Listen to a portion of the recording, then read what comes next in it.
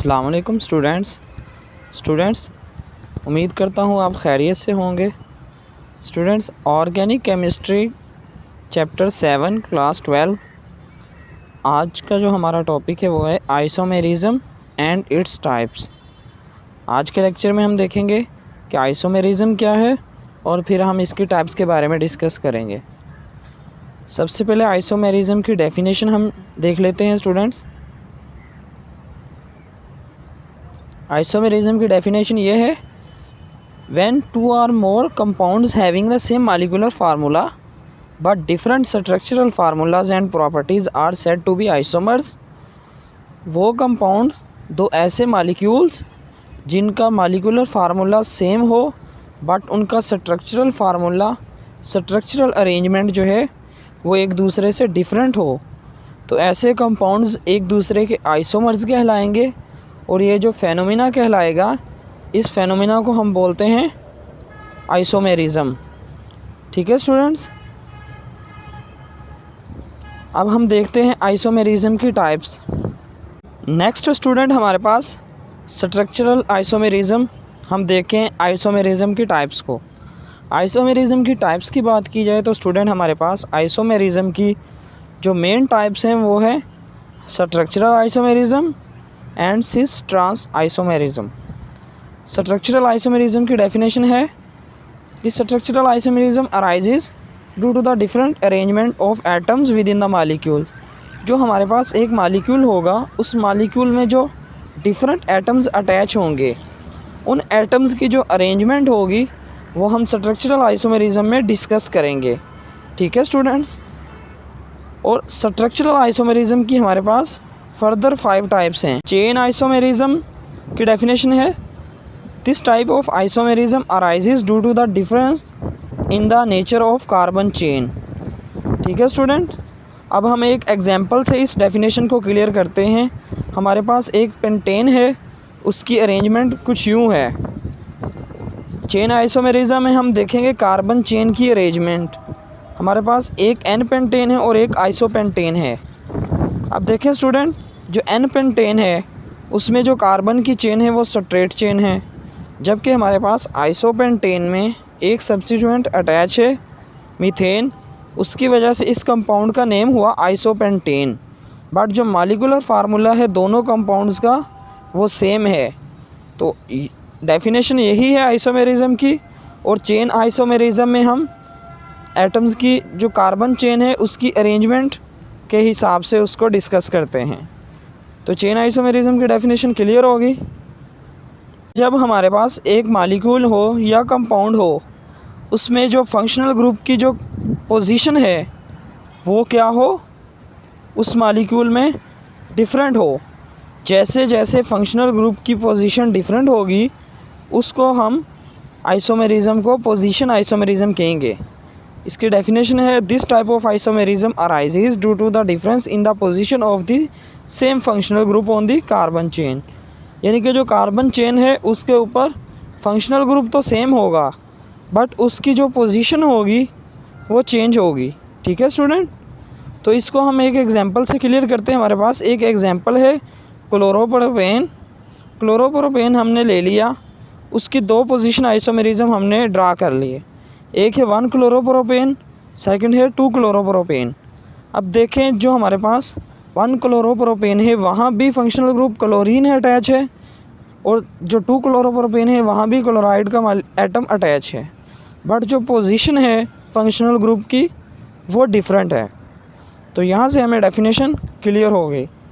तो ये हमारे पास स्ट्रक्चरल आइसोमेरिज्म की सेकंड टाइप्स थी। फंक्शनल ग्रुप आइसोमेरिज्म की डेफिनेशन है, the compounds having the same molecular formula but different functional groups are said to exhibit functional group isomerism.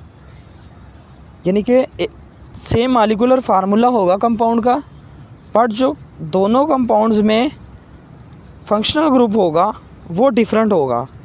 Different functional group होगा, molecular formula same होगा, तो उस compound को हम क्या कहेंगे, दोनों कंपाउंड जो हैं वो एक दूसरे के आइसोमर्स हैं। और कौन सी आइसोमेरिज्म की टाइप होगी, फंक्शनल ग्रुप आइसोमेरिज्म। ठीक है स्टूडेंट, तो अब हम इसको भी एक एग्जांपल से क्लियर करेंगे।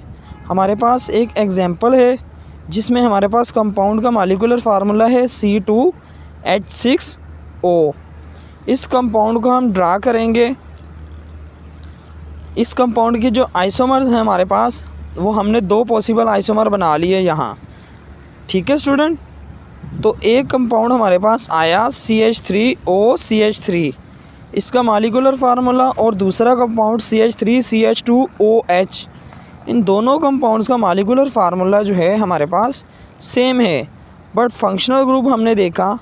फर्स्ट मॉलिक्यूल में हमारे पास ईथर लगाया हमने फंक्शनल ग्रुप, और सेकंड मॉलिक्यूल में हमने फंक्शनल ग्रुप अल्कोहल लगाया। ठीक है स्टूडेंट, तो हमारे पास फर्स्ट मॉलिक्यूल आया डाइमेथाइल ईथर, और फंक्शनल ग्रुप चेंज होने की वजह से सेकंड मॉलिक्यूल आया इथाइल अल्कोहल। तो ये हमारे पास फंक्शनल ग्रुप आइसोमेरिज्म है, जिसमें मॉलिक्यूलर फार्मूला कंपाउंड्स का सेम है और उनका फंक्शनल ग्रुप जो है वो डिफरेंट है। तो ये दोनों कंपाउंड एक दूसरे के आइसोमर्स हैं, और टाइप से आइसोमेरिज्म की functional group isomerism. Structural isomerism की जो 4 टाइप है वो है, 4th टाइप है मेटामेरिज्म। ठीक है, मेटामेरिज्म की हमारे पास डेफिनेशन है कि मॉलिक्यूलर फार्मूला सेम होगा, ठीक है, और जो फंक्शनल ग्रुप होगा उसकी जो साइड्स होंगी, फंक्शनल ग्रुप की साइड के साथ जो एटम्स की डिस्ट्रीब्यूशन है वो अनइक्वल होगी। ठीक है स्टूडेंट, इसकी प्रॉपर डेफिनेशन है, this type of isomerism arises due to the unequal distribution of carbon atoms on either side of the functional group. जो हमारे पास फंक्शनल ग्रुप है उसकी दोनों साइड्स में जो एटम्स की डिस्ट्रीब्यूशन है वो अनइक्वल होगी। इसको हम देख लेते हैं एक एग्जांपल के साथ। हमारे पास एक कंपाउंड है diethyl ether and methyl n propyl ether. ठीक है, अब देखें स्टूडेंट, हमारे पास डाइएथाइल ईथर, अब ईथर मॉलिक्यूल हमारे पास ईथर फंक्शनल ग्रुप अटैच है। ठीक है, ईथर के दोनों तरफ एथाइल फंक्शनल ग्रुप लगा दिया, जबकि दूसरी तरफ मिथाइल एन प्रोपाइल ईथर है। उसी ईथर के हमने एक तरफ प्रोपाइल लगा दिया और दूसरी तरफ हमने मिथाइल लगा दिया। तो ये हमारे पास अनइक्वल डिस्ट्रीब्यूशन होगी फंक्शनल ग्रुप की ईथर साइड्स पे। ठीक है स्टूडेंट्स, नेक्स्ट स्टूडेंट हमारे पास स्ट्रक्चरल आइसोमेरिज्म की जो लास्ट टाइप है वो है टाटोमेरिज्म। टाटोमेरिज्म की हम डेफिनेशन ये है कि एक ही मॉलिक्यूल होगा, उसमें जो प्रोटॉन्स की शिफ्टिंग होगी एटम्स के दरमियान। एक ही मॉलिक्यूल होगा और उसी मॉलिक्यूल में प्रोटॉन्स की शिफ्टिंग होगी एक ही मॉलिक्यूल के एटम्स के दरमियान। तो अब इसको हम एक एग्जांपल देख लेते हैं। एक हमारे पास देखिए यहाँ अमाइनो एसिड है, ये हमारे पास एक अमाइनो एसिड है, इसमें हमारे पास अमाइन ग्रुप भी अटैच है, कार्बोक्सिल ग्रुप भी अटैच है, अमाइन ग्रुप भी और अल्काइल भी, और एक हमारे पास हाइड्रोजन प्रोटॉन अटैच है। ठीक है, अब एक मॉलिक्यूल है, इसी मॉलिक्यूल में हम प्रोटॉन की शिफ्टिंग करवाएंगे इसके एटम्स के दरमियान। जो ये हमारे पास H प्रोटॉन था स्टूडेंट्स, ये वाला कार्बोक्सिल ग्रुप का, ये यहाँ से शिफ्ट होगा और ये प्रोटॉन शिफ्ट हो जाएगा NH2 के पास, जो कि NH3+ बन जाएगा। ठीक है, ये NH3+ बन जाएगा और यहाँ हमारे पास जो कंपाउंड आएगा वो आएगा सेम मॉलिक्यूल ऐसे ही रहा, जस्ट जो कार्बोक्सिलिक ग्रुप का हाइड्रोजन था वो रिप्लेस हो जाएगा अमाइन के NH2 के साथ, वहाँ एडिशन होगी और प्रोटॉन की शिफ्टिंग होगी एक ही मॉलिक्यूल के एटम्स के दरमियान। और इसके रिज़ल्ट में हमारे पास जो आयन क्रिएट हुआ, इस आयन को हम बोलते हैं ज़्विटर आयन। एग्ज़ाम में अक्सर ये भी क्वेश्चन पूछा जाता है, व्हाट इज़ ज़्विटर आयन। तो ज़्विटर आयन के लिए हम इसकी डेफिनेशन कुछ यूँ ही लिख देंगे, इस एग्जांपल के थ्रू हम एक्सप्लेन कर देंगे कि this ion is called zwitter ion. ठीक है स्टूडेंट्स, तो यहाँ तक हमारे पास स्ट्रक्चरल आइसोमेरिज्म की टाइप्स जो थी वो फिनिश हुई। स्टूडेंट, हमने आइसोमेरिज्म की टाइप्स में स्ट्रक्चरल आइसोमेरिज्म को डिस्कस कर लिया और उसकी फर्दर टाइप्स को डिस्कस कर लिया। अब हमारे पास जो आइसोमेरिज्म की सेकंड टाइप है वो है सिस ट्रांस आइसोमेरिज्म। ठीक है स्टूडेंट, सिस ट्रांस आइसोमेरिज्म की डेफिनेशन कुछ यूँ है, proper definition, such compounds which possess the same structural formula, ऐसे कंपाउंड जिनका स्ट्रक्चरल फार्मूला सेम हो but differ with respect to the position of the identical groups in space are called cis trans isomerism isomers and phenomenon is called cis trans isomerism और geometric isomerism. अब हम इस definition को एक example से clear करते हैं। ये हमारे पास एक मॉलिक्यूल है 2-ब्यूटीन, ठीक है। 2-ब्यूटीन को हमने जब ड्रा किया, इनका स्ट्रक्चरल फार्मूला सेम है बट स्टूडेंट डिफ़र क्या है, इनके जो फंक्शनल ग्रुप है वो पोजीशन जो है वो डिफ़र है, ठीक है। जब same functional group present on same side, ये हमारे पास सेम फंक्शनल ग्रुप है present on carbon same side, तो हम इस कंपाउंड के कहेंगे सिस आइसोमर और फेनोमेना होगा सिस आइसोमेरिज्म।